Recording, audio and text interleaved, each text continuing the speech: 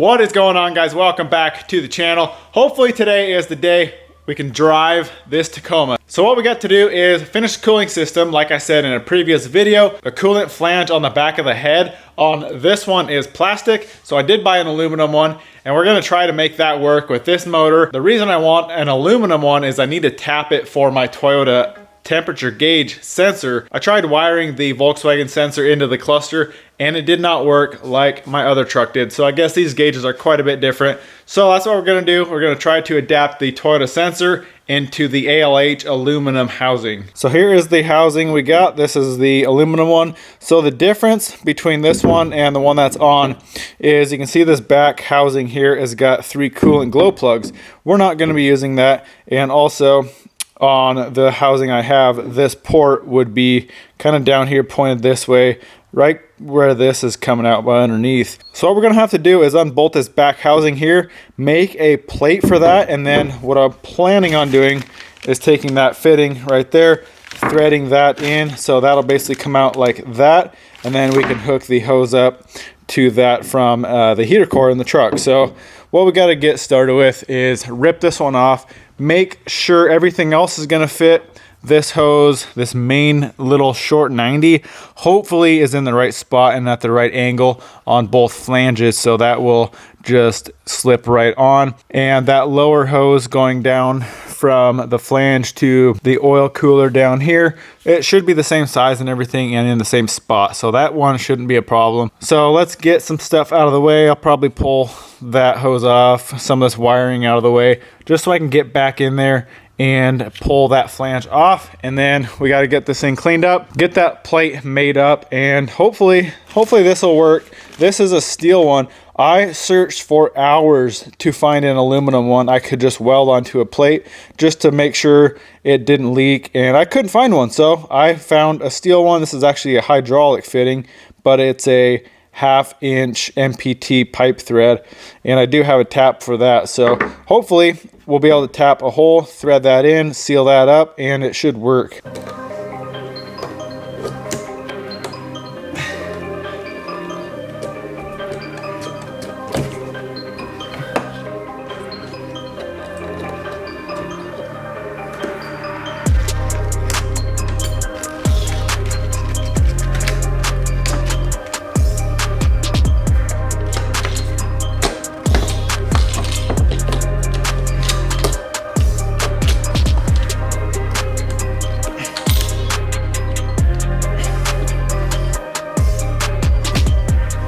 All right, we got it out, not too bad.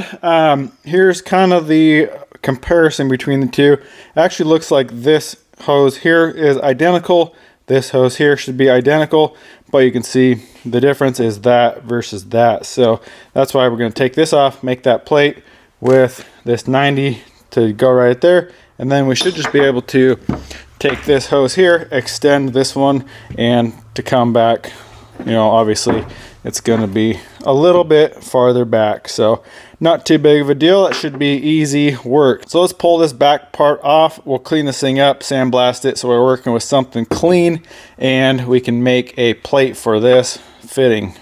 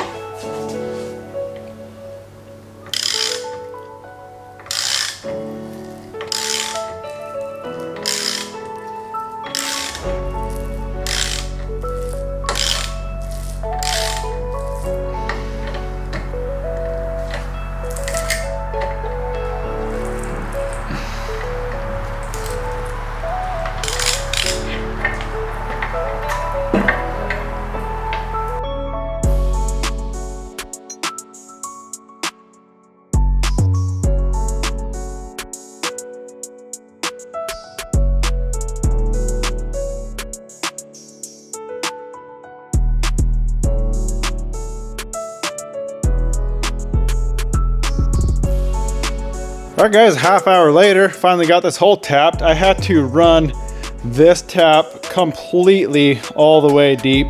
I wanted to get this as far in as I can to save some room behind the motor. So that is tightened up. That's about as far as we are, which it is completely through this 1/2 inch plate. So we are plenty deep enough. Like I said, I just wanted to bring it as close to that plate as I could. So next step, I just got to cut this out and then we can bolt it to the housing.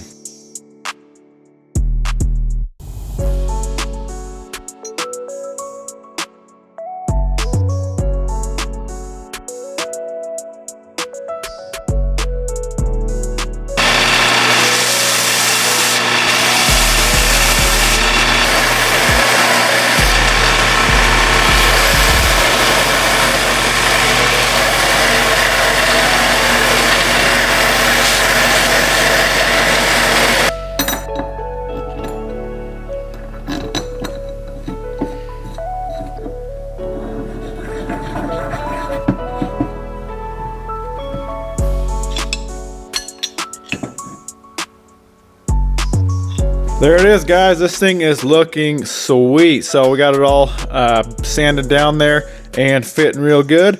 That's about what it's gonna look like. So I'm gonna throw this on the truck and figure out a good spot to mount the sensor. I'm thinking probably somewhere right in there is gonna be about right in the right spot. It's gonna clear everything and it'll just be nice right next to this other sensor here. So I'm gonna throw it on, make sure there's enough room there, make sure this is clearing everything just fine.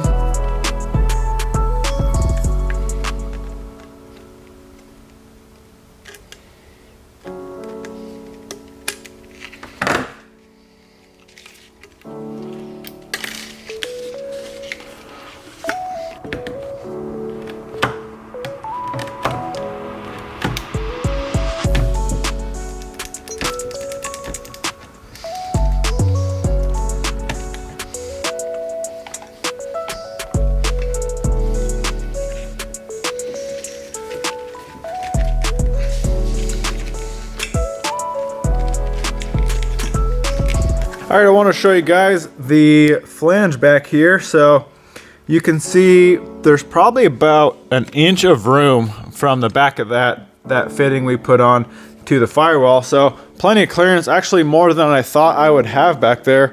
You can see it comes out right there. So I am going to mount, I'll pull the flange off and show you guys, but right where I said I'm gonna mount the Toyota sensor, I'm gonna mount it coming out this way, and it should work pretty good right there. So we are looking really good. I already got this hose figured out. It was just a little straight piece, pretty much straight piece. There's a little slight bend to it just to make it fit a little bit better, but right there. So we just had to extend that out just a little bit. So let's pull the flange off, get that drilled and tapped for the Toyota sensor, and we should be pretty much done with it.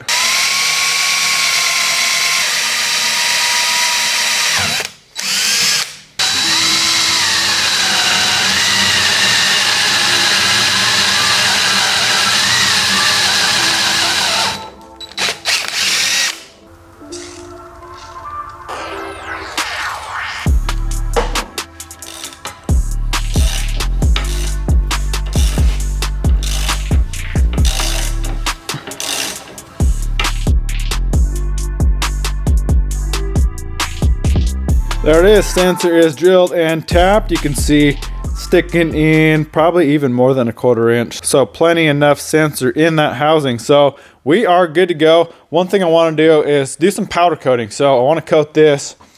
I want to coat that plate, this battery hold down that we kind of modified to fit. I want to powder coat all that. And I still haven't done this. I need to bring this to Devin's and have him strip it because he's got a powder coater stripper. I want to strip that, and then like I said, weld the pipe through because we're not running MAF anymore. So I want to weld the pipe through that to mount the filter and for that coupler there. So I may run into town to Devin's shop, have him strip that for me real quick. But either way, I want to get this stuff powder coated before we throw it back together.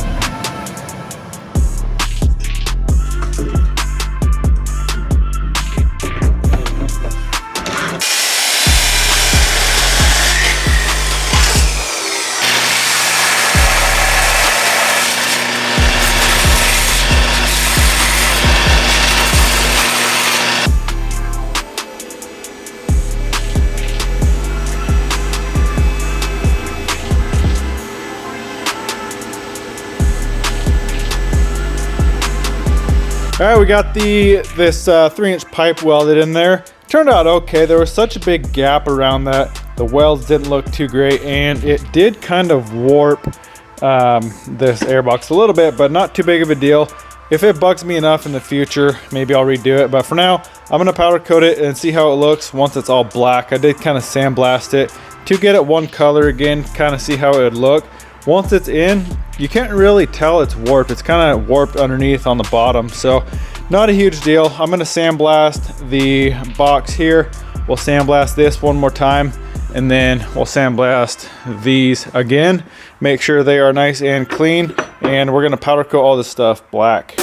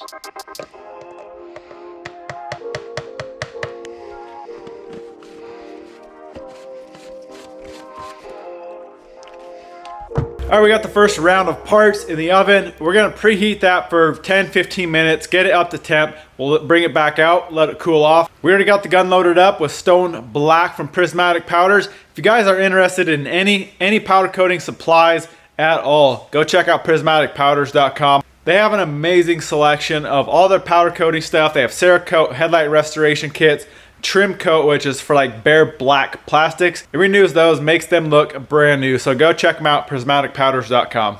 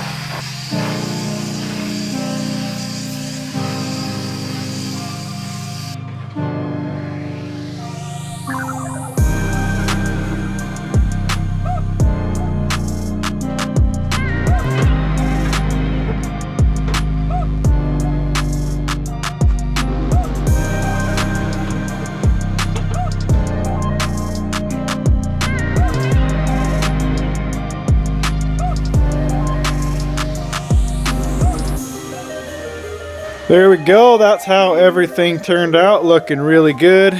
Covered everywhere. Powder coat is looking super, super good. So let's throw this stuff together. I'm going to have to wait till tomorrow to put this on because I bought a new O-ring for the back here and it's supposed to be here tomorrow. So we can throw the air box in and I guess the battery hold down for now.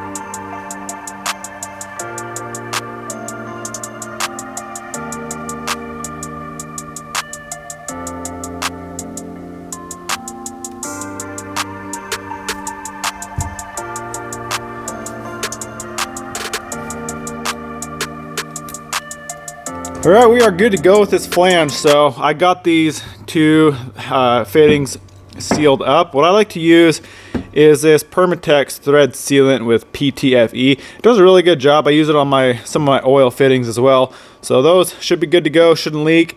One thing I did do is put a couple dabs of RTV on the back side of this O-ring just to make sure it stays in there, because you're gonna have to do a little bit of wiggling around behind that motor to actually get this thing in place. So they didn't want that O-ring to slip off and create a leak. So we got that ready to go. We are ready to put this thing on.